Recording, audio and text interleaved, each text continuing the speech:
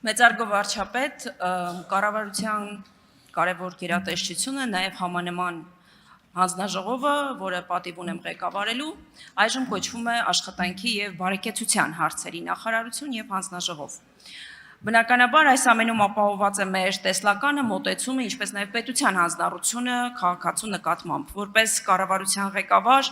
կուզեի, որ մեր քաղաքացիները անձամբ ձեզանից լսեին, թե ինչ ենք դնում այս ամենի հիմքում եւ ինչ հանձնառություններ ունենք։ Շնորհակալություն։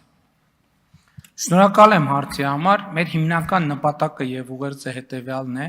որ մենք ի վերջո արձանագրենք մեր քաղաքական եւ հանրային տեսլականը բարեկեցության հասնելու մեթոդի մասին, որ աշխատանքը բարեկեցության հասնելու միակ մեթոդը պետք է լինի եւ աշխատանքը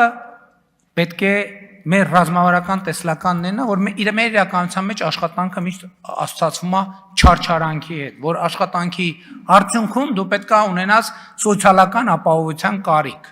Դա ինչ որ առումով խորհրդային մտածողություն է, որովհետև աշխատանքը եւ սոցիալական ապահովությունը շատ իրար հետ կապված չէին։ Դրանք զուգահեռ process-ներ են։ Մենք ուզում ենք այս տրամաբանությունը փոխենք։ Բայց իհարկե մենք հասկանում ենք նաեւ մտահոգությունները եւ կառավարության մեջ էլ այդ մտահոգությունը կար, որ չլինի թե տպավորություն ստեղծվի, թե կառավարությունը եւ պետությունը իր սոցիալական պարտավորություններից ուզում է խուսափել։ Ոչ, ընդհակառակը։ Նախ մենք ամենակարևոր սոցիալական պարտավորությունը կառավարության համարում ենք այն, ինչը արտահայտել ենք մարդը պետք է ուժեղացնի պետությունը, պետությունը պետք է ուժեղացնի մարդուն կարգախոսի կամ ձևակերպման մեջ։ Մենք մտածում ենք, որ ուժեղ մարդը կրթված մարդն է։ Իսկ այն մարդը, որ իր կրթությամբ կարող է անել աշխատանք, որը կարող է ապահովել իր բարեկեցությունը։ Բայց մենք հասկանում ենք նաև, որ սոցիալական որոշակի շերտեր կան, ում բոլոր դեպքերում պետությունը պետք է սոցիալական ծառայություններ մատուցի։ Մեր տեսլականն է, որ աշխատունակ մարդկանց տոկոս չասեմ, մաքսիմալ տոկոսը իր աշխատանքով կարողանա վաստակի։ Եվ երբ որ մենք ծախս ենք անում նման քաղաքացիների համար, այդ ծախսը առաջին հերթին ուղղված լինի աշխատանքի շուկայում նրանց մրցունակության բարձրացմանը, որ այն ինչ որ մենք իրենց տալիս ենք որպես սոցիալական աջակցություն կամ ենթադրվում է որ պիտի տայենք, մենք նրան աջակցենք, որ ինքը իր աշխատանքով դա վաստակի։ Դա իր կյանքի որակը նույնպես լավացնում է։ Բայց մենք հասկանում ենք նաև, որ սոցիալական շերտեր կան, որոնց պետք է մշտապես աջակցենք։ Օրինակ կենսաթոշակառուները, չնայած նրանց տնտեսական ակտիվության աջակցելը նույնպես մեր ծրագրային դրույթներից է։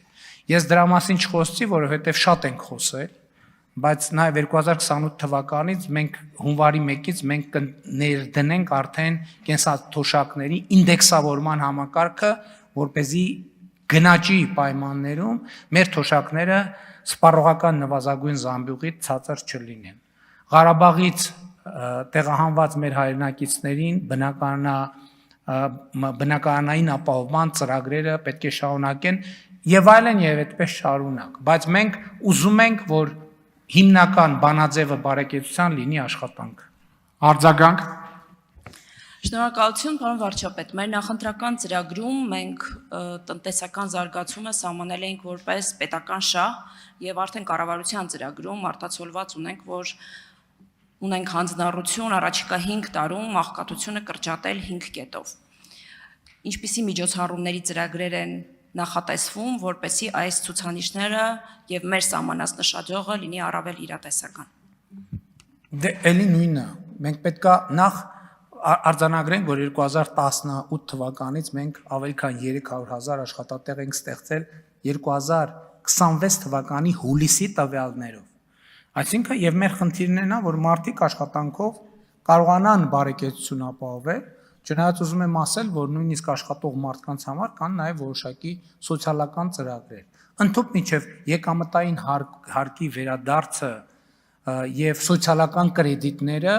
իրենք նույնպես սոցիալական աջակցության ձևեր են, իսկ ովքեր աշխատունակության սահմանափակումներ ունեն, նրանց վերաբերյալ մեր քաղաքականությունները լինելու են այլ բնույթի, որպեսզի մարդկանց օբյեկտիվ իրադրությունը հաշվի առնելով փորձենք նրանց համար ապահովել կենսական նվազագույն արժանապատիվ պայմաններ։